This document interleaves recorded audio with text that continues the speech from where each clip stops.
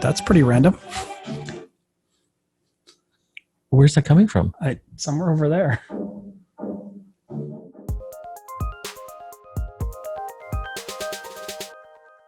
You are live with Get Connected, your guide to digital living. Mike Agerbo here with John Beeler.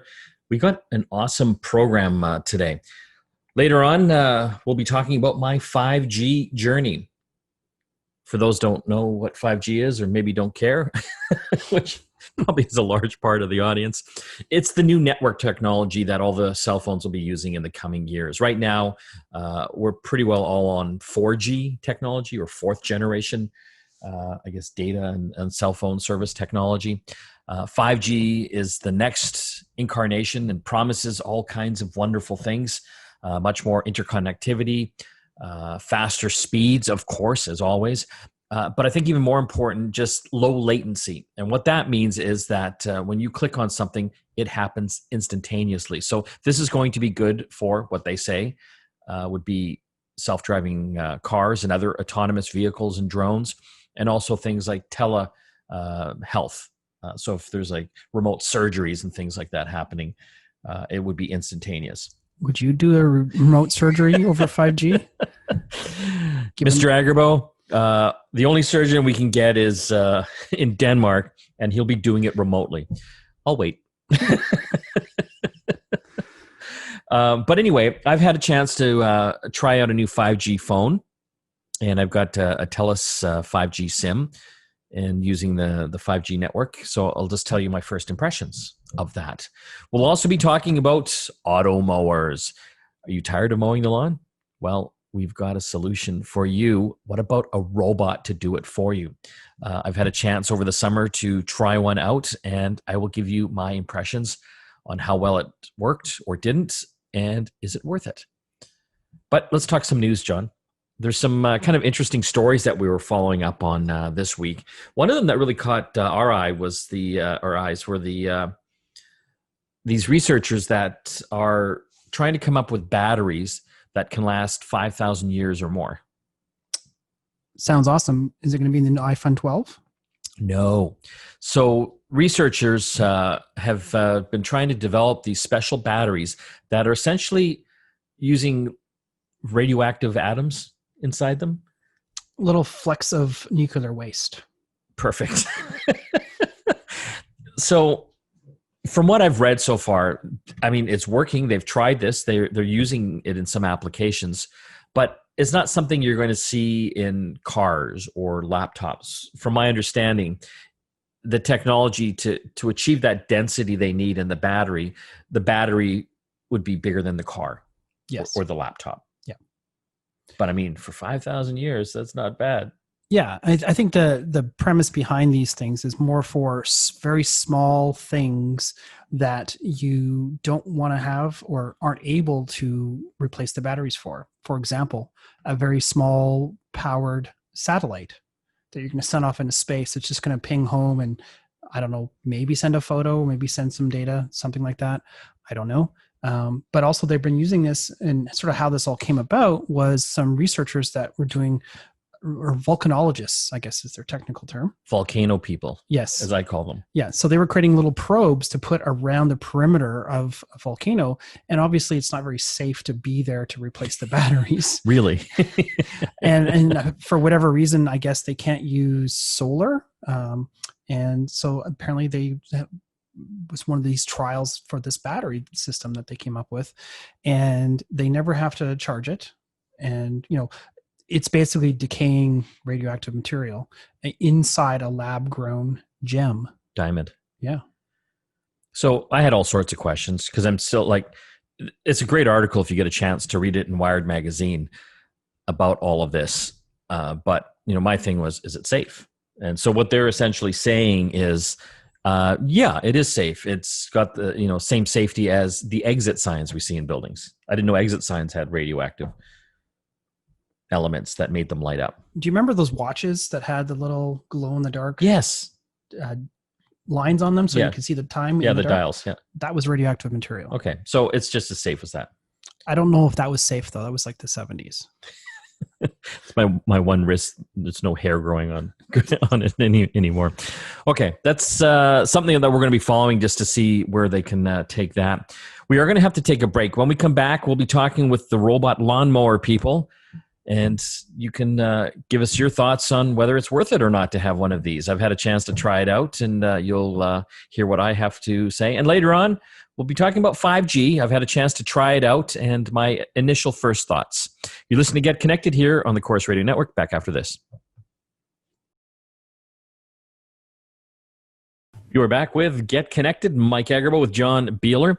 Well, I've had the most fortunate opportunity to try out like one of my dream tech gadgets. And as you know, John, I'm really into making my life easier because I'm inherently lazy, and I love robots because that's the dream. That's what they're supposed to do to help us.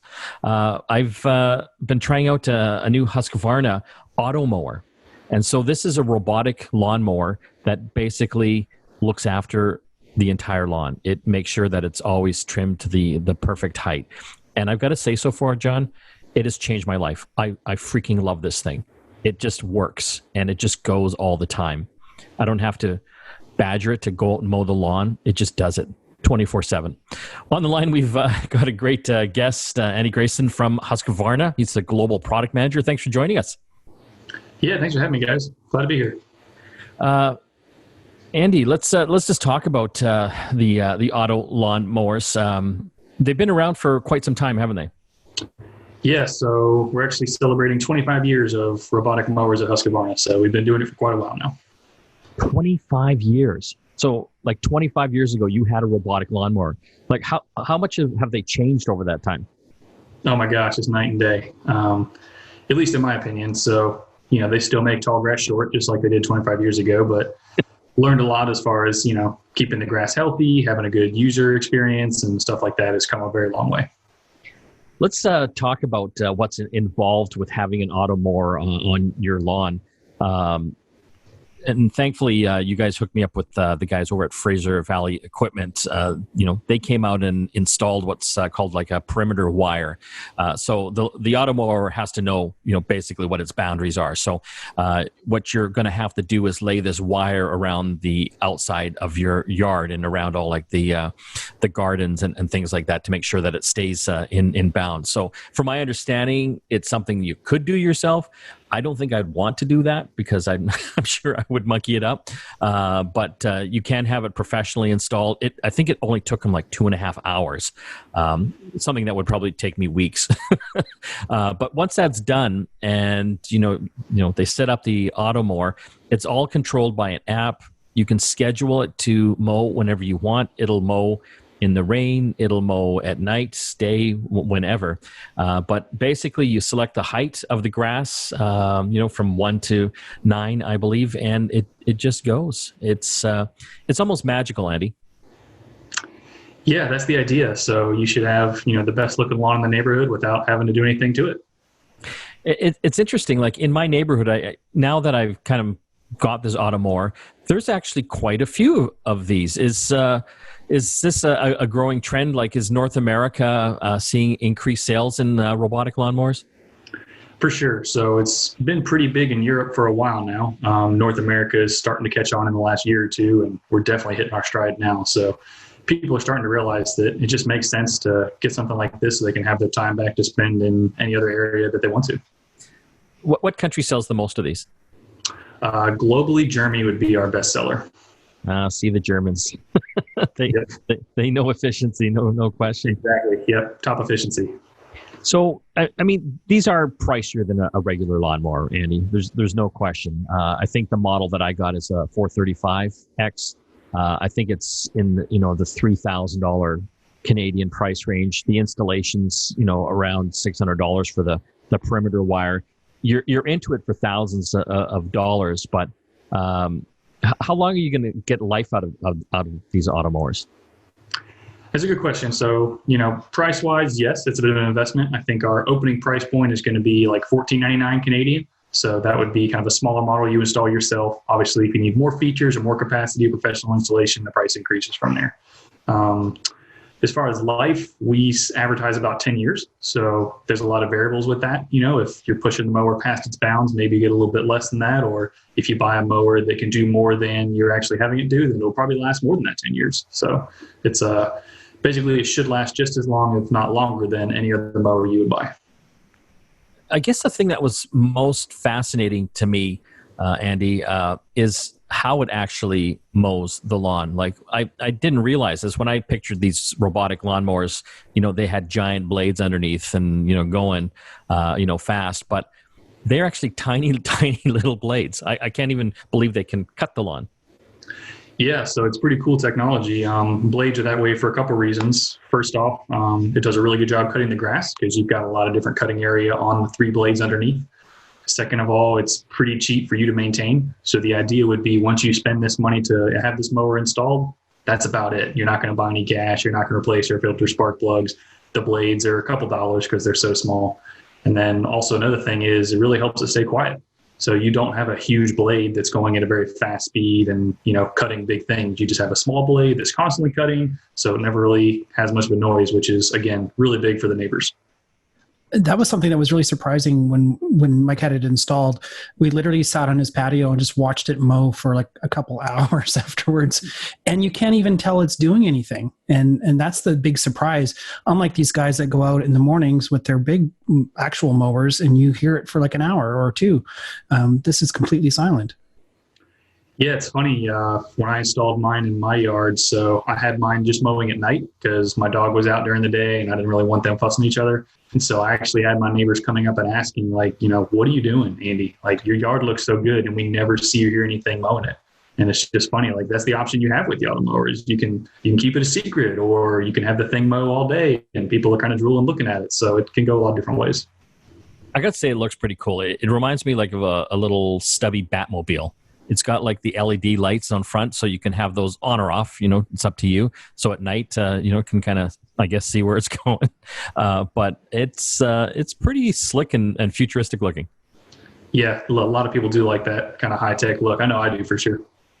What I found interesting as well, you've got to lay down this perimeter wire. One thing I was concerned about in my front yard is that I have like another front area. So I've got my front lawn, and then there's a sidewalk, and then I've got this curb bit of lawn as well. And I thought, I'm still going to have a lawnmower. But no, they were actually able to lay wire through one of the seams in the cement sidewalk, and you can't even tell it's there. So it's kind of funny now. Occasionally when it's doing the front lawn, this lawnmower actually crosses the sidewalk to get to that last little bit. Yep, that's we have a lot of people who think the same thing, right? Like, why would I buy a lawnmower? Or an electric lawnmower, I have to buy multiple for either side of the sidewalk. And it's not hard to just get that wire either right on top of it, you never notice it, or some people want to bury it underneath the sidewalk if they just really don't want to see it at all. And you got plenty of options there, but the auto-mower can absolutely go across that sidewalk and mow anything on the other side as well. I guess the question I get most often, especially when people are like walking by my house, they're concerned about the safety aspect of this lawnmower. Like, hey, can kids get their fingers underneath there and lift it up and obviously cut themselves? But if you're to turn this thing over, like the second you lift it up, it just stops automatically. And those are actually tiny little blades underneath. They're not like the big lawnmower blades that you might be used to.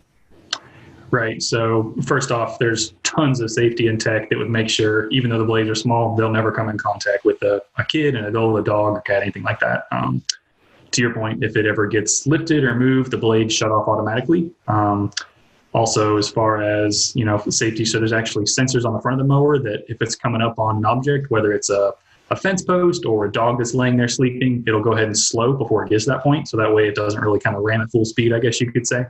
So for instance, I've got a lab that he's a lazy dog. And so he'll fall asleep out in the backyard when the mower's out there. And he's to the point where he's used to it now. He'll, the mower bumps up against it and he just kind of looks like, come on, are you kidding me? What are you doing? So it doesn't hurt him at all. Just kind of bounces off, kind of just like me throwing a tennis ball and hitting him. There's also a lot of tech as far as like, we have a lot of people ask, well, what if it gets stolen, right? Because you got it maybe mowing out there at night with those LED lights and somebody kind of licks their lips and says, hey, that thing looks expensive. I'll throw that in the back of my truck. So we've definitely thought of that. So if it goes outside of basically your neighborhood, super loud alarm's going to start going off. So typically that'll make them dump it out of the truck or whatever. And the mower has GPS on it as well. So if he takes it and dumps it, or if he takes it and keeps it, you can see exactly where it is. So ideally, you would just call the police, say, "Hey, some knucklehead stole my mower. Here's exactly where it's at. Go get it." Here's where they live. Have many people tried to steal these things? Not too many, but there's one here and there. So it's definitely something we think of when we design the product. Yeah, I read some articles about some of these mowers being used on the city park fields there, and someone tried to steal one, but they didn't get far because of the GPS. They're basically able to tell the cops exactly where they were, and they picked them up. Yeah, we had one. I think it was in Illinois somewhere. To your point, it was like a public area. I think it was a cemetery. A lot auto-mower was maintaining, and so someone stole it. And same thing, the owner of the auto-mower just showed the police, like, "Hey, looks like it got stolen. Here's where it's at." So the police went and found it at a storage unit. They opened up the storage unit to get the mower out, and there was a ton of other stolen stuff in there as well. So the auto-mower was kind of the policeman of the week that week. How big is too big for the yard? So right now, our biggest auto-mower will maintain 1.25 acres. And what about hills and steep hills? Yeah, so we've got some models, as you increase up the line, the hill capacity gets greater. This year, we actually just launched a really cool mower that's all-wheel drive. So it's got kind of an articulating back end and 4 different wheel motors that helps it tackle some really gnarly slopes up to 45%. And so you throw that number around and you're like, well, what's a 45% slope, right? Is it a lot? Is it not a lot? The best comparison we've seen here in the US is like if you've ever been to a NASCAR race. So the kind of turns have a big slope so the cars can maintain their speed. And it's actually a greater slope than the racetrack. So this is, to be honest, you would have trouble walking up a slope like that. So you can actually probably mow more areas with this automower than you could mow with your tractor push mower before.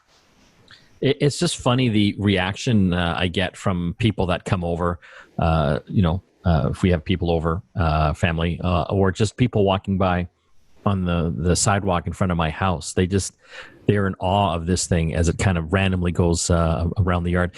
I actually have this older Asian man that actually comes and sits underneath one of my trees in my front yard and watches it for like an hour. it's hilarious. So obviously a lot of interest in it. Andy, where can people find out more information about the Husqvarna automowers? So the best places to go are going to be either Husqvarna.com. We have a ton of resources and information there, or their local Husqvarna dealer or retailer. Feel free to go there and ask any of the staff, and they can point you in the right direction. We've been talking with Andy Grayson. He's the global product manager over at Husqvarna. Want to thank you for joining us today. Yeah, Mike, John, appreciate the time. When we come back from the break, more tech to talk here on Get Connected. Stay tuned. You're back with Get Connected. Mike and John here. We still have lots to talk about in a bit. We'll be talking about folding phones. Where is it going? Will we all have folding phones one day? Well, you'll get our thoughts on that. We'll be chatting about Samsung's new models. Did they get them right this time? We've had a chance to try the Flip and the Fold. These are folding screen phones. So the dream is that you'll be able to have much more screen space, but when you're not using it, you just fold it and stick it in your pocket, which I guess is a good dream.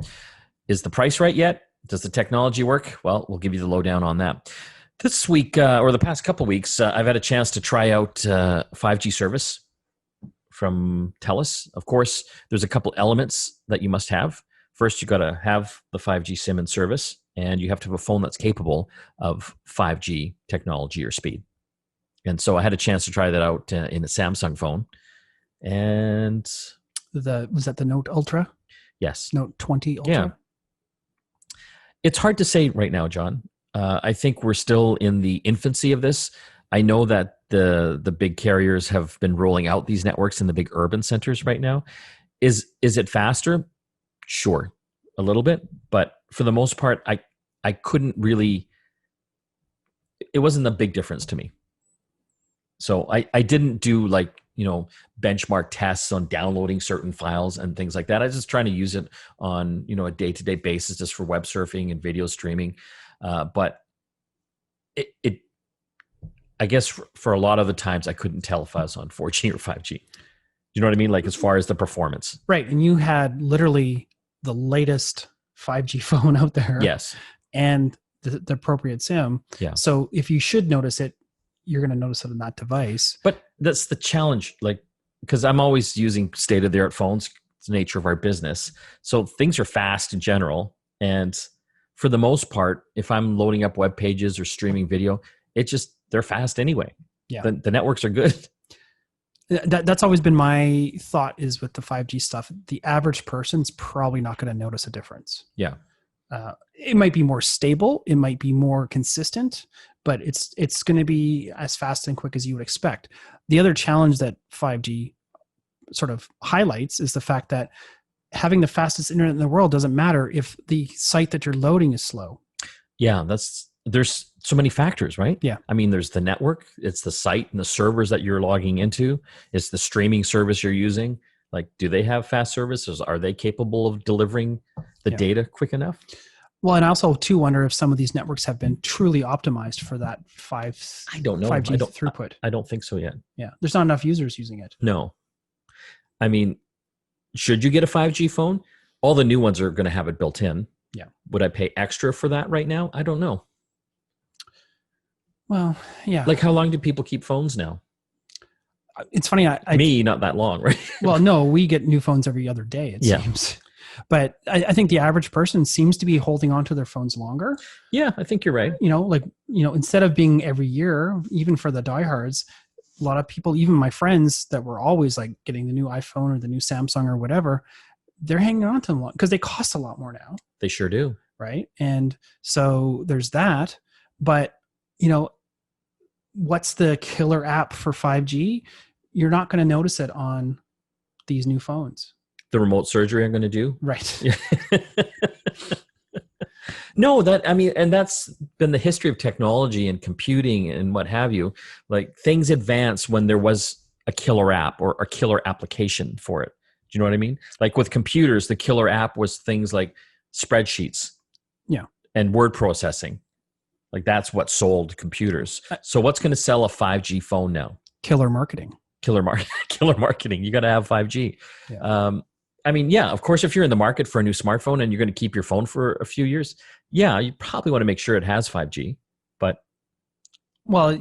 you're hoping that there'll eventually be a use case or a need for that service. Yeah. But it sounds like from the rumors, the new iPhones will have 5G. Yes. Clearly, the new Samsung. That means Apple says it's ready. Right. Well, that's actually might be a good barometer too, Yeah. right? If Apple doesn't come up with a 5G iPhone, then we would know that they don't see the value yet. So I just want to caveat this. This is my first impressions. Like, I haven't really done like in-depth testing on it, but just from a day-to-day, it's not like life-changing or earth-shattering. Yeah, well, that's the hard thing is even if you get faster internet at home, it's hard to tell because there's so many other variables. Yeah. How fast is your computer? How fast is the web page you're loading? What kind of activities are you doing at the same time? Be interesting to see what happens if you hotspot that phone and use your laptop with it. This is true. But anyway, it's something to consider, right? Because you're paying a lot of money for these devices. Yeah. So is it worth it to have 5G? Stay tuned over the next few weeks. I'm going to be trying this out more just to see where I feel that technology is going to shine. But, right out of the gate, it's cool, but it's not changing my life. You're back with Get Connected. Mike Agerbo here with John Beeler. Time to talk folding phones. We're starting to see them come out a little more and more. Samsung's just released a couple of them. We have talked about their Samsung Galaxy Z Flip phone, or the second version of it. If you're watching the video podcast, I've got one up on the screen right now, and I can flip the screen right into a little pocket-size phone, which makes it super easy to carry around. I'm actually very enamored with this one, John. It's like a little Game Boy. Was it the Game Boy SP? That was the one. That's right, yes. I was trying to remember what it was called. I love that one because it's the perfectly, and it makes sense for it to be a smartphone too, because the fragile screen's protected when you fold it up and it fits in your pocket nicely. Well, I had the opportunity this week they sent the new Samsung Z Galaxy Fold 2 phone. So do you remember the first time this thing came out? Oh, do I? Debacle. They sent it out to a bunch of journalists, and I guess it just wasn't ready for prime time. There it goes there. It had this special kind of screen protector on it that was really easy to peel off that you weren't supposed to peel off. Yeah, it definitely felt like it should be peeled off because a lot of times new technology comes with this coating on it that you're supposed to remove. And most people don't actually remove it. Like, and one of my pet peeves is people that plug in power adapters that still have the coating on it. And I'm like, that's going to melt and get gross and probably bring your house down. So I've had a chance to monkey around with this new one. And keep in mind, it's not for everyone. This thing is $2,700. Actually, when you round up, $2,800. Yeah, that doesn't leave a lot of people. No, but I think they sold out of the first batch when they did kind of reintroduce it, and they've been selling out the flip versions of phones. That thing's $2,000. But the appeal here is that they have improved it. So do you remember the front? It had a small, the phone was big, but the screen was only 4.6 inches. Yeah, the bezel was 3 inches. Yeah, it looked a little weird, to be honest. It did. So yeah. on the new version, the front screen takes up the entire front now. So you're looking at 6.2 inches on it, which is good. Which is nice. Yeah. Yeah. So I don't mind that at all. One thing I do like is that when you do open it up, it turns into a giant tablet. So that, I believe, is 7.6 inches now. That screen, and it's got something cool called app continuity. So when you open it up, whatever you had on the front screen just automatically opens up in the inside, but even bigger and better, which is kind of cool. Yeah, no, I loved the original version. When we were going into the office regularly, I was taking the West Coast Express in, and I loved being able to have that sort of pop open display while you're sitting there on your morning commute. And it was fantastic. And, nothing has changed in that respect. I think it's still a wonderful device for that. It's just the biggest problem I think most people will have with this device is the cost. Yeah. Is it costly? Yes. But it just, with any new technology, John, do you remember when cell phones came out? Oh, yeah. Were they cheap? Nope. They were thousands of dollars. Thousands. I think they started $10,000. For some of those early Motorola ones. So the fact that they can get this type of technology in at $2,700, that's not bad. I mean, Again, it's not a mass audience appeal at that price. But my question to you, John, now is this the form factor of the future? In 10 years, will they all be folding screen phones?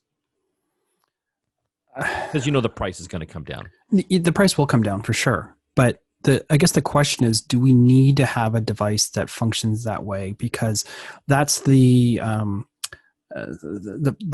focal point of the problem with that phone is, and the big question is durability, right? How often, and especially when you get it new, you're showing everybody how it folds, yes. Right? And this was the same thing that we did with the original one that we had. And the question is in a year, is it still going to be, nice and clean with a slight little sort of crease in it, or is it going to be all janky and, peeling up and stuff like that? I think the people that can actually afford it. In my pocket, yeah. Well, that's a given, though.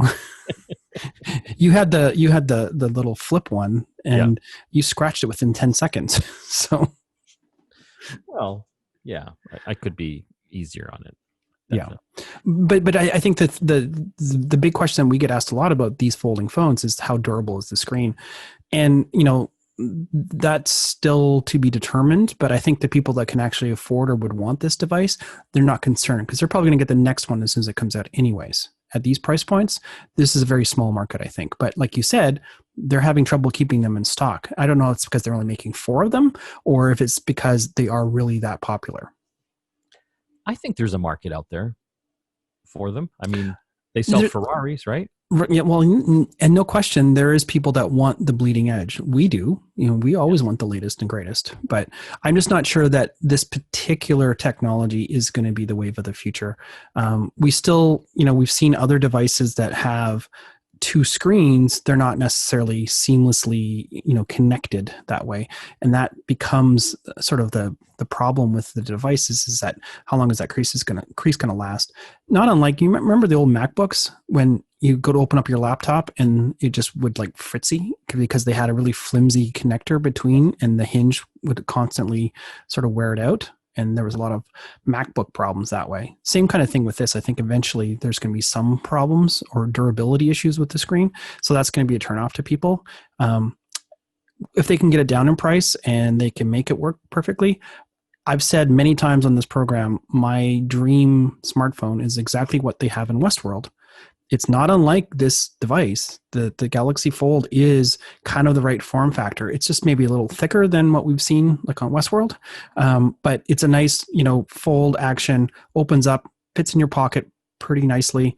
That's a very desirable thing, So I gotta say something on the durability aspect.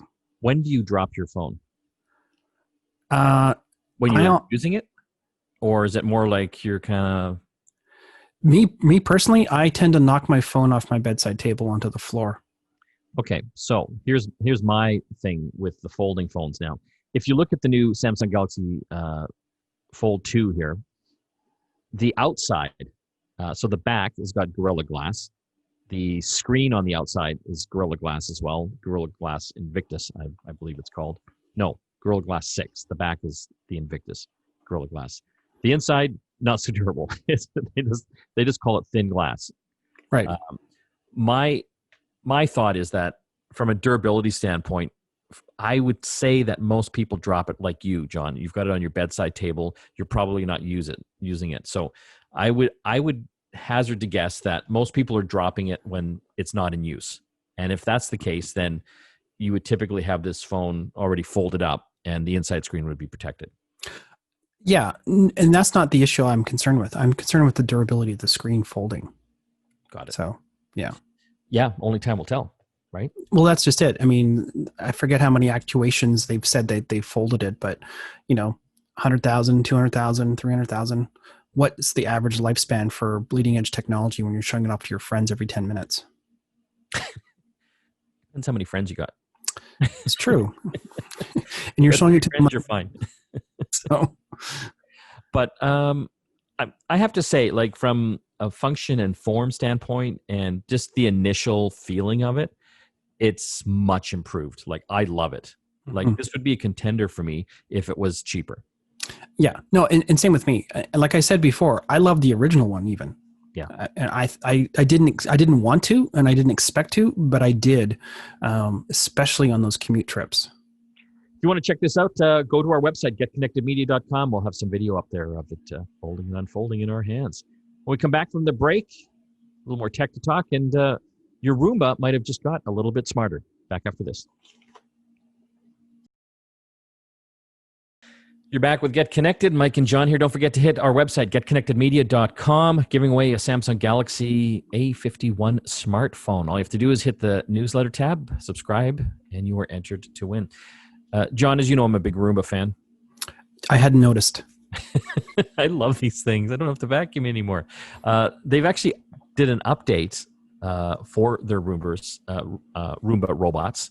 These are these self-vacuuming ones. They've got a Genius update now that makes their latest models. So if you've got a Roomba i7 and i9 or one of those Brava Jet M6 mops, it makes these things even smarter.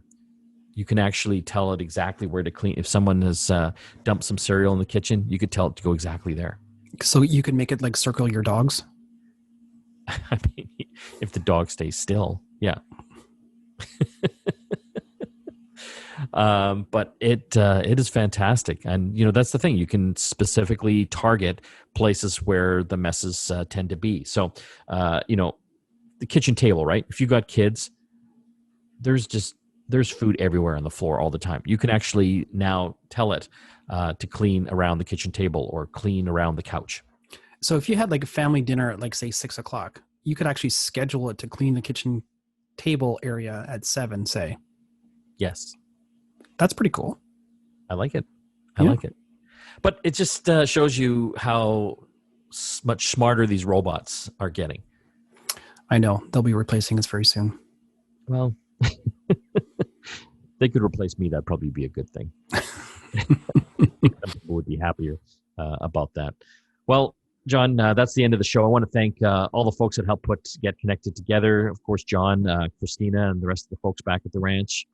Stephen, Graham, AJ, Nigel, probably missing people there. Don't forget to listen to the app show every Sunday here on CKNW 980, 10 a.m. to 11. We've got an interesting show tomorrow. We're going to be talking about the battle for the Apple App Store. You'll want to stay tuned for that. We'll see you again next time. Don't forget to like and subscribe to our YouTube page. And you know that little bell icon? Hit that and you'll be notified every time we post a new video. And comment. The more comments and the more likes and subscriptions we get, the more videos we can make.